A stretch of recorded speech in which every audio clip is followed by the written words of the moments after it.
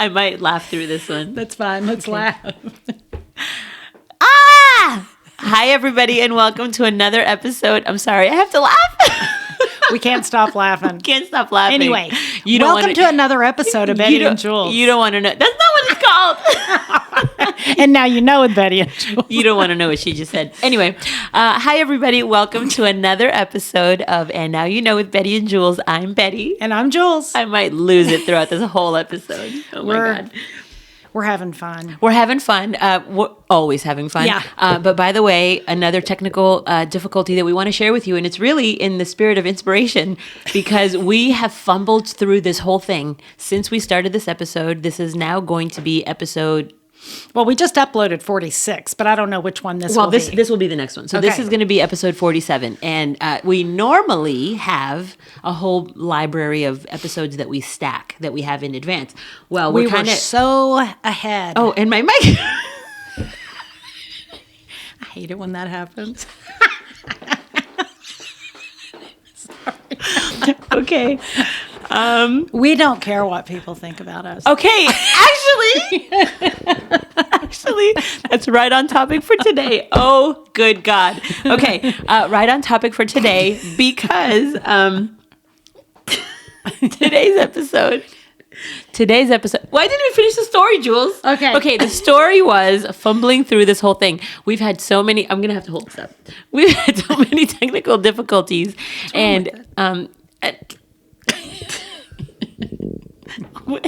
Okay, we're being like 12-year-old boys right now. Okay. Anyway, we've had a ton of technical difficulties, and if you have watched other episodes, you have experienced that, and you know that fun and joy along with us. But anyway, aside from that, we had to go get new mics. We didn't know what the problem was, which is why we're a little backed up on recording. Yeah, I'm not having any episodes. Yeah, so we couldn't record for it was 10 days or so. We couldn't record. And then finally, we thought, why don't we just go replace the mics that we had? Because we've actually had them for several years. Mm-hmm. So we said, why don't we go replace the mics and let's just see if that works.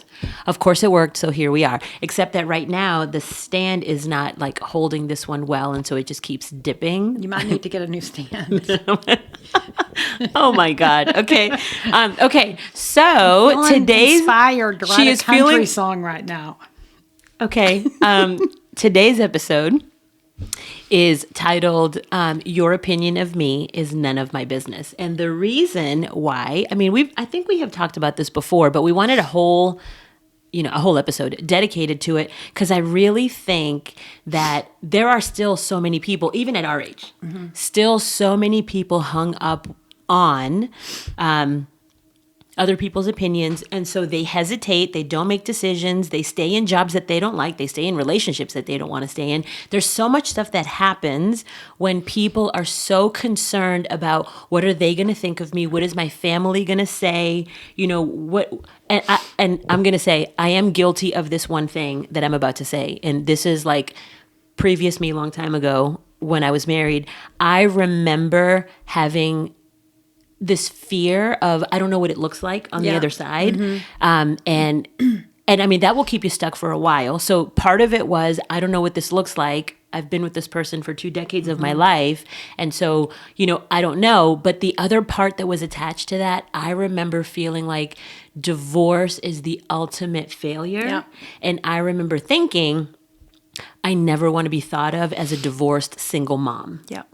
And so to have that running. If you do it 4 times, it becomes irrelevant. Yeah. Well, for me, I never thought it was going to happen. I'm joking. One time. It's never irrelevant. I never thought it was going to happen once in my life. Yeah. So the fact that I was facing that, which is why, and it's not just me, I know it's other people too. Yep. I've got somebody in my mind right now who's struggling with the whole failure emotion of it, and what are people going to think? Yeah, and you cannot live by that. And she's also suffered a lot of judgment, which I think is insane, because nobody knows what's going on in that relationship except you and him.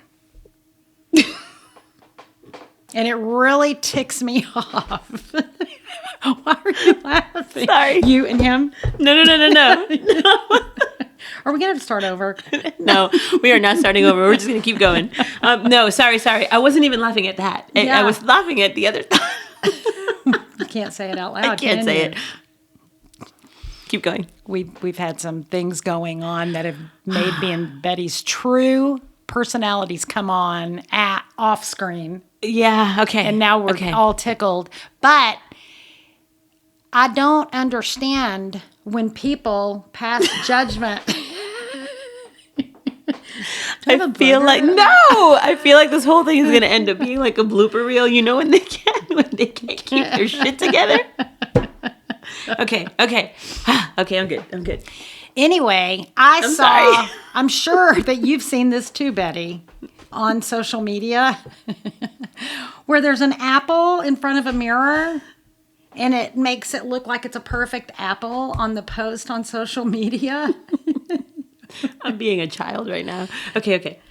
Have you seen that post? No, I haven't. And it says things don't always look the way that they appear. Wait. You have to say it again.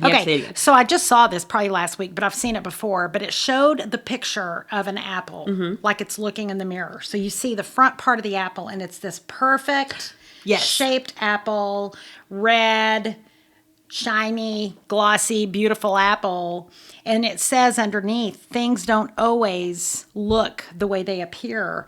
And then the back of that apple is shown, and it's just all brown and, somebody's gnawed on it and taking chunks out of it. Well, that's what happens to us as we go through life. Yes. We allow people to take chunks out of us, and we compare ourselves to people based on what they're posting on social media. Yes. Which is a bunch of bull. Yes. Because it's not real. There was a post actually, and it's the same kind of apple analogy situation, but there was a couple, like man and woman, and they were sitting together at a restaurant, at like a booth, like a diner type of place. Yeah. And they're on their phone, totally disconnected from each other, on their phone, texting, doing whatever they're doing. And then she holds up the phone to do a selfie shot, and then they get all lovey-dovey. He puts his arm around her. They start snapping all these shots like they're happy and in love, and whatever. And as soon as she was done snapping pictures, they went right back to where they were, which was separated with their faces in their phone. Zero conversation happening between them. Jay and I don't allow phones out if we're on a date. We don't allow them at the table. The kids are adults. Not all of our kids, but all of our kids are adults, but not all of them turn into jerks when we tell them to put their phones up. There's a couple that do. But it's like, why are you here? If you're not going to be here and be present in this moment with me, then why are you here? Why did I cook this meal for you to come and have fellowship with me when we're not having fellowship?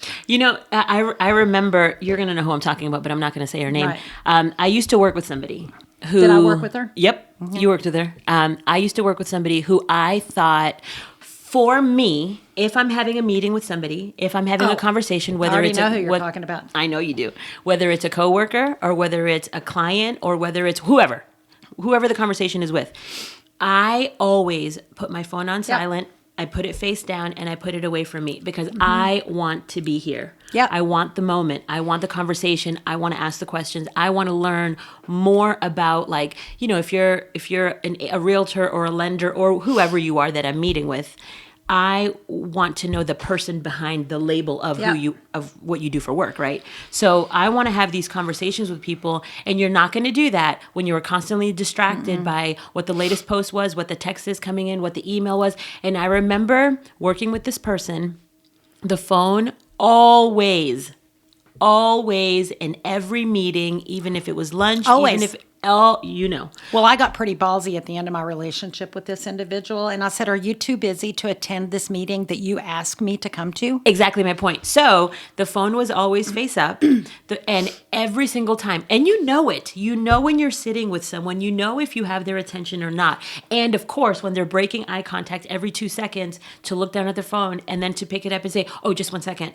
No, that is so not only hugely annoying, but also really disrespectful. It's rude. Yeah, it's a lack of courtesy and concern for your time, your life. Right. Period. Right. As if you don't matter at all. Right. Yeah. And I just am not going to put up with that anymore. Okay, so let me tie that into the topic of the conversation because now we're ranting. The way that it ties into it is that for me, yes, I think it's important to respond to messages. Yes, I think it's important to do whatever you have to do in your workday. But at the same time, I also think, because it's one of those things of like, well, if I don't respond fast enough, what are they going to think of me? If I don't do this or that, what are they going to think of me? If they can't get a hold of me? And you have this all built up unnecessary anxiety that's like, okay, well, if you said to somebody, I'm going to be in a meeting, I'm not going to be able to be reached for the next hour. Like if you just in advance had that conversation, nobody's going to think less of you. Actually, they're going to think more of you. And even if you are in a meeting and it is an urgent thing, just say to the person that you're in the meeting with respectfully, just say, do you mind if I just say I'm in a meeting and I'll get back with you when I'm done? Yep. That's better than only being halfway there. Yep. And what that feels like to me is not only there's a lack of understanding and prioritization, for sure. That is when you have this feeling that you have to do everything for everyone. And you can't live your life like that. That's when it starts creating this thing that I've come to understand, and I term it as being like it's like a white chaotic noise in my brain when I've got so many things that I'm trying to do. And women are known for multitasking. I get it. But there are situations where you need to just stop. Yep. Meditate. Yep. Stillness. Yeah. Quiet. So I get my feelings hurt very, very easy. Like when somebody unfriends me on Facebook. I don't care when they unfriend me. Well, I'm getting to where I don't care. I don't care. You do care. I know. Well, I it makes me want to pick up the phone and call them and say, why did you do that? Well, the thing is that it's about them, not about you. And that's why we wanted to talk about this, because we've all got to get to a place emotionally where we're not allowing our feelings to rule our lives, because we have no control over other people. None. Yeah. And we don't really want to. We only are in charge of ourselves. And if you can look yourself in the mirror every day and be accountable to your actions, it doesn't matter what somebody thinks. They've got the wrong information. And who cares? And he cares what information they have. And if they aren't a big enough person to pick up the phone and talk to you about it, then to me, they've established your relationship. Right.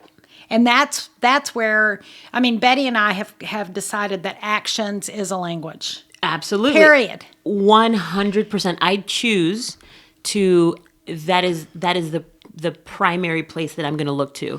I'm going to look at your actions. Your words no longer matter to me. They really don't. Because you can say, anybody can say anything they want. They can say whatever. But they can say they're going to give you the moon. They can say they're going to whatever.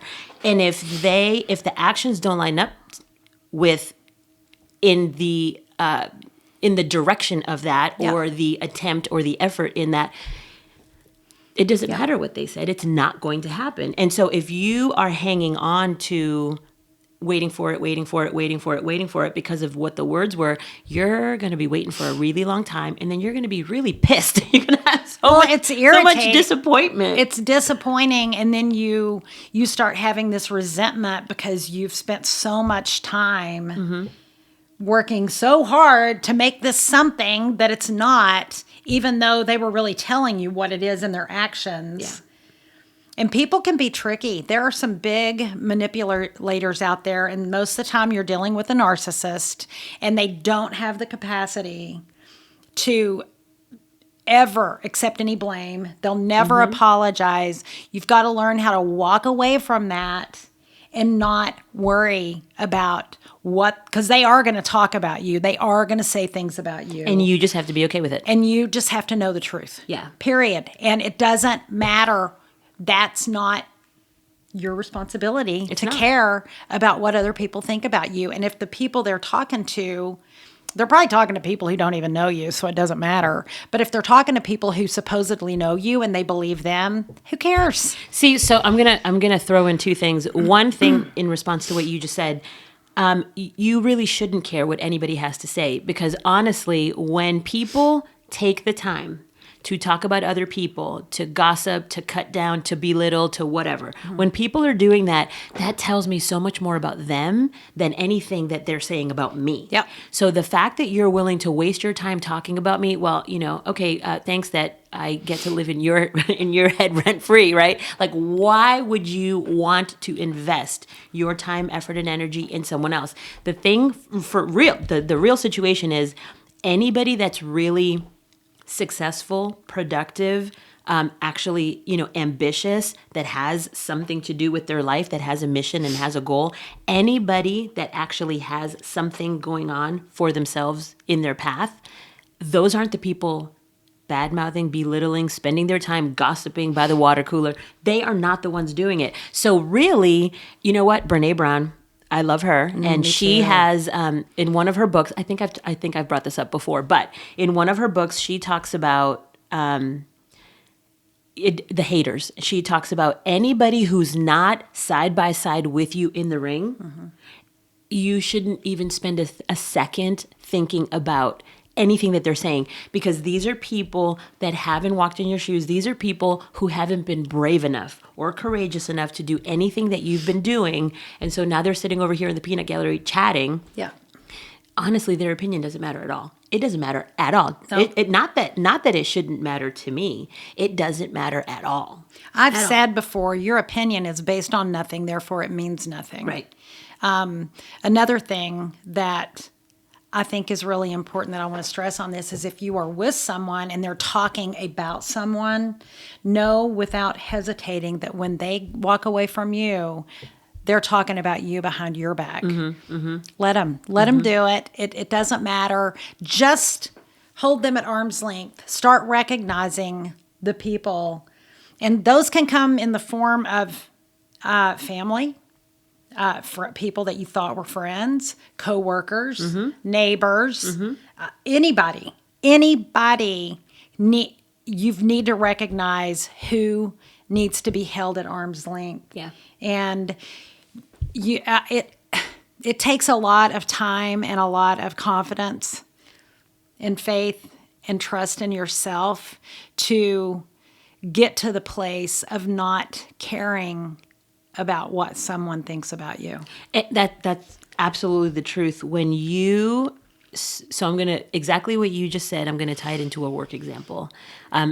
When people decide to hold themselves captive is what I feel. When you hold yourself captive due to the opinions of other people, this is when you will never have the opportunity to actually reach the level that you were meant for. Yeah. And so when you are somebody like us, where, we're not here talking about people, we're here trying to share experiences to elevate people, to inspire people, to motivate people to actually want to do something, different, better, faster, outside of your comfort zone, whatever.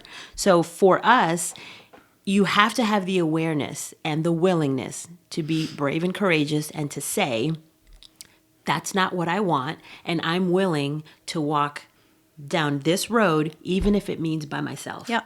If you're not willing to have that conversation with yourself, you will never set the proper boundaries. You will never leave the relationship that you should have left a long time ago. You will never leave that job or that boss that doesn't treat you well. They don't compensate you well. You never ask for a raise. See, this is because you have all of this stuff built up because you're so concerned about the opinion and the outcome that's going to be said by somebody else. You're more concerned with the exterior than you are with your own personal interior. And what I have learned, because Julz knows we've been through a lot of stuff together. We've been through several corporate jobs together. And, most recently we did talk about this, walking away from this very successful, lucrative corporate career, but it was for that reason. It was because it didn't feel right and it didn't align with my values, with my beliefs. And that's more what it is. It's more about aligning. It's not, I don't want people to make big decisions based on feelings. Yes, that's true. But if you are aware, but if you got a feeling in your gut, if you pay attention to your intuition, well, I mean, part of it is a feeling. Part of it, but that is also with a level of discernment and stillness and integrity. Not just being, what's the word? What's the word when you just impulsive. It's Yeah. not just about being impulsive and frivolous and not really No. thinking through something. No, this is about awareness and foresight and intuition and like really, really thinking about. This is the question that I asked myself when I decided to walk away from that company. I said to myself, are they bringing me closer to what I want and who I want to be, or are they pulling me further away from it? And I decided when I really evaluated it, they're actually pulling me away from what my end goal was. Yeah. And so they can't stay. That's how I feel about Right. it. And I don't care if that's a job or if that's a person or whatever it is. And we You have ruffled. you have to. We ruffled some feathers, and We did. But Oh, well. I think a good rule of thumb and a good kind of measurement tool on it is like, I didn't know any of those people before I went to work there. Yeah.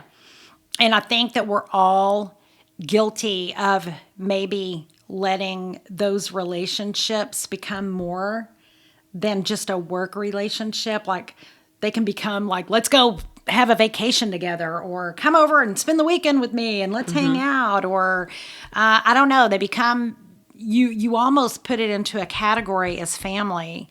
And it's really important to keep that separate when you're in that kind of a work environment, and not. I mean, you can still be friendly and all. Absolutely. And build relationships. But I think back there's a over line. the course of my life and all the people that I've worked with that I thought, oh my gosh, I'm going to love you forever.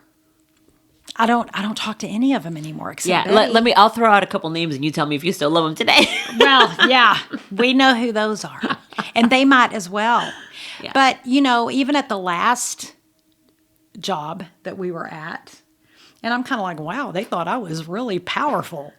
Okay, we've talked about this before, though. You are powerful. I am powerful, but I didn't have that much clout. Well, But if they thought that Betty and I were the ones who rung that bell, yeah, we weren't the ones who rung the bell. We have great intuition, and we do believe in foresight being 2020, and we saw a snowball headed for hell, and we got out as quickly as we could Time to once we saw that. And I'm sorry that they didn't have the ability to have that foresight. Well, and here's the reality. It's never a good idea to be a job hopper. Like, I'm not saying, No. just go No. jump around and, whatever. And, have your resume be 10 pages long. That's not what I'm saying. But I do think, and I will pause for a moment, and because I used to hire people in my department. So I will look at somebody's resume just to see if they have the experience. But I want to have a conversation with the person and ask why. Why did you change jobs? What happened here? I want to know the story, because if you can give me a response that's believable enough where you're telling me it didn't align, some stuff was going on, it was out of integrity for me. If you can actually have a conversation with me and say that to me, I don't care how many jobs you had, because I'm going to know that when you're with the right company, with the right management team, and you are in a position to actually shine bright in your skills and in the role that you're in, then you're going to be fine. Well, people You're gonna be fine. don't leave jobs. They leave culture. Bad management. They leave bad management. Yeah. They leave environment. They Yep. leave the fact that nobody cares. Right. And they want. I mean, we work 8 to 10 hours a day. So why would we go someplace 8 to 10 hours a day where it's drudgery and you can't stand the people that you're with because they're jerks, passive aggressive, whatever. I won't either. I won't. I have a no a-hole policy. I will. I won't work with anyone, and that means coworkers or clients. I don't care either way. I'm just we not pick doing and it. choose our clients. Yeah, I won't do it either way. Look, and I mean, I think we are pretty flexible, and we are very accommodating, We and we are are very friendly. loving. Yes, we're very loving, and we trust welcome, and love immediately Yes, and until we welcome you with open give us a arms. reason not to. and then you're done for. Yeah, Yeah, and I mean, we'll be nice about it, and we'll just say, I don't think I'm a good fit for you. I'll fall on the sword for it and say, I can't do this for you. I can't give you what you're asking for. Yeah. I had to do it recently in a real estate transaction. They wanted something that I'm not set up, and I'm not going to dilute who I am because I'm always like, well, it's good to want, but no. But you need to go find somebody else to do that, because I'm not, and you've just got to get to a place where it's not about not caring about what they think. No, you're right. It's not about that. It's about not allowing it to be an insult to you if they don't like your response. It doesn't matter. Just because somebody else thinks it's a good idea doesn't mean you have to think it's a good idea. Yes, and you get to that place by not caring, not basing your decisions on everybody else. And I don't mean you don't care because you're irresponsible. It's not that. It's that you respect yourself enough. You respect yourself. You know what you want require. Better for you. Yes, you know what your standard of living is, and you just reach a place. Hopefully you reach a place where you can love yourself enough to not just be this pliable piece of clay that gets molded into what somebody else needs for you to be, and you can't show up as your authentic self. Yep. I mean, because you can't maintain that. That's a facade, and it's going to crack and fall off. That's why I say you've got to date somebody for at least a year and a half. Yeah. Well, and even aside from that facade, it's really covering pain. It is. That is not who you want to be. That is not who you.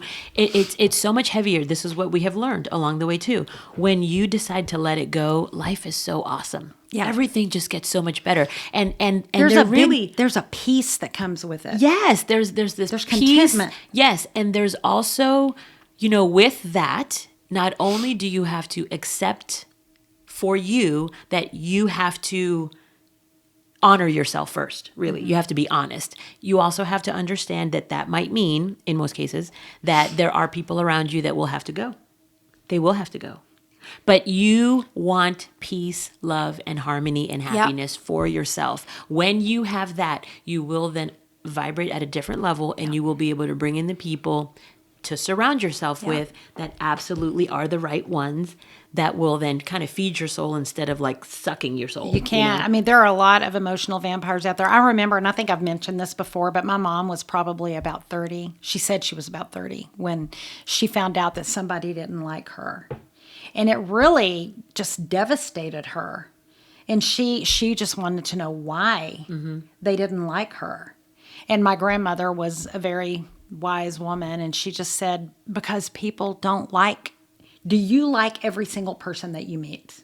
That doesn't mean you need to go out there and land blast them and, try to destroy them in a circle of people that you all know. You don't need to do that. Just smile. And I like to consider it to put myself in a place of being able to love from a distance and not having any kind of bitterness. And if you can accept their opinion of you and not care, it's none of your business. It's none of your business. That's where that's a great place to be. Just kind of be like, well, man, okay. Well, honestly, sucks to be you, because I'm kind of awesome. I don't know. I don't care why you think that way about me. But I have nothing to prove to you. Yeah. And I'm not going to sit here and try to prove something to anyone, because I can look myself in the mirror every night when I go to bed, when I'm getting ready to go to bed, and I can say that I did the best that I could do today. I wasn't mean to anybody. I may have said a cuss word or two in the middle of my day. Or 3 or 4. Or more. Just driving down the interstate makes you want to lose your mind. But you need to get a hold of yourself on that too, because people are, I don't know what's going on. Honestly, this does go all the way back to, like, you can't control anything that goes on around you. No. All you can control is your response. And so if you can come from a place of, like, serenity and zen and stillness, actually that's the best place to be, because I have had to learn to get to that place. My initial reaction, I was such a control freak, so were you. Such a control freak. And so I wanted everything to happen my way, and so I had this death grip on a ton of stuff. But when you let that go, let me just tell you that what's on the other side of that is so amazing. I'm so grateful that I learned all these things.